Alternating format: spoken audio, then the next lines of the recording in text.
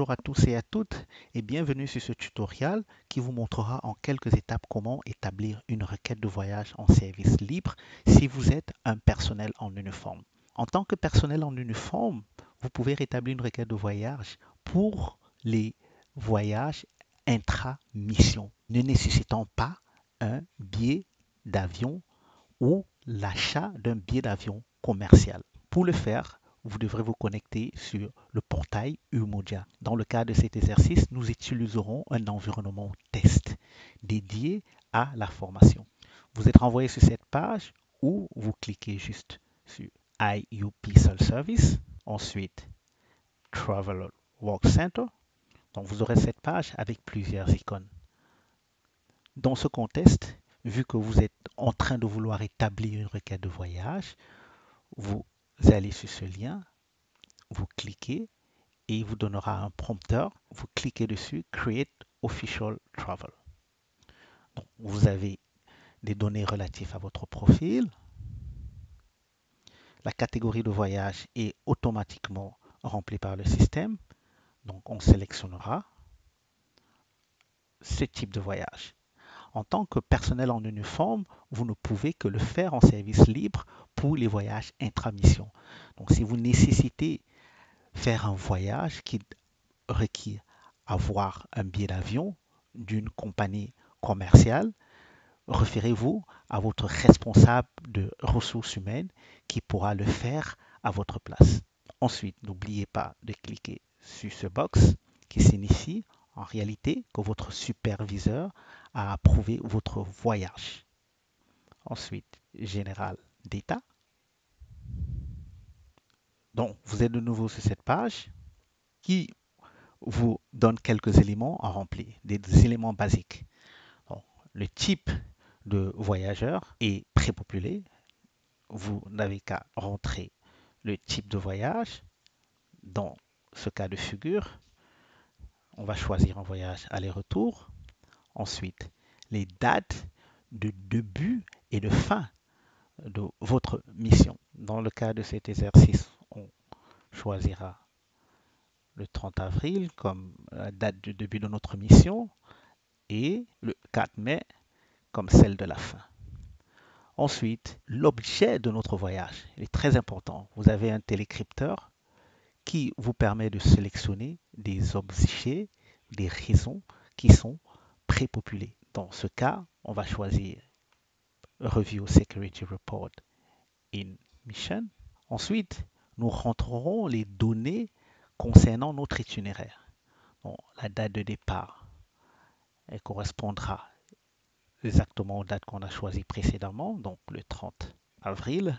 La ville de départ, on choisira Port-au-Prince en Haïti. Le mode de voyage, UN Aircraft. La date d'arrivée, on va dire le 4 mai. Et la destination. Donc on part d'Haïti à une autre ville en Haïti. Par exemple, Go Naïve. On choisira comme Applicable Subsistence One, DSC, et on choisira également, en utilisant notre téléscripteur, la région de subsidence. Parce que rappelez-vous bien que le DSC est calculé par rapport à la région de subsidence. Donc le DSC, c'est votre per diem. On choisira Port-au-Prince. Ou alors Gonaïve. Dans ce cas de figure, pour un cas pratique de cet exercice, on va dire Port-au-Prince. Vu qu'on a choisi un voyage en aller-retour, il est important de rentrer le deuxième trajet de notre itinéraire. Pour cela, vous cliquez sur cette icône, donc le retour le 4 mai de Gonaïve à, on choisit le mode de voyage, toujours en UN Aircraft, l'avion de l'organisation, arrivé le même jour à Port-au-Prince. Dans ce cas de figure, le Applicable Subsistence, c'est maintenant DSC MSC Not Payable. Personal Deviation, on va dire non dans le cas de cet exercice. Rappelez-vous bien que si vous choisissez le UN Aircraft comme mode de voyage, il est important également de remplir dans le système FSS votre demande de réservation, qui est en fait appelé le Passenger Booking System, PBS. Donc, une fois que vous l'avez fait également dans FSS, vu que le mode de voyage c'est le UN Aircraft, vous cliquez sur nom, Personnel Aviation, comme dit tantôt, et ensuite Additional Data. Donc, vous avez des données de nouveau relatives à votre profil. Vous répondrez juste à quelques questions. Non, vous ne transportez pas d'armes. Les déductions cadres. Est-ce que vous avez besoin d'une avance? Non. Quel est le bureau émetteur du billet et le bureau qui s'occupera de traiter votre demande? Donc, c'est New York. Ensuite, le ticket sera émis par une agence de voyage, une agence de l'ONU, un État membre. Pour ce cas de figure, il n'y aura pas de ticket. Donc, on sélectionnera ticket not provided by the UN. Les coûts des estimations de voyage sont zéro et vous n'avez pas besoin de changer le cost assignment parce qu'il est automatiquement prépopulé par le système. Ensuite, vous n'avez jusqu'à cliquer Review et Send.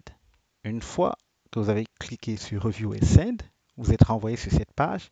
Assurez-vous bien que toutes les données remplies par le système sont correctes et en ce moment, vous cliquez juste sur Save et Send for Approval. Donc, une fois sur cette page, vous avez révisé toutes les données entrées. Donc, vous n'avez qu'à cliquer sur Review and Send.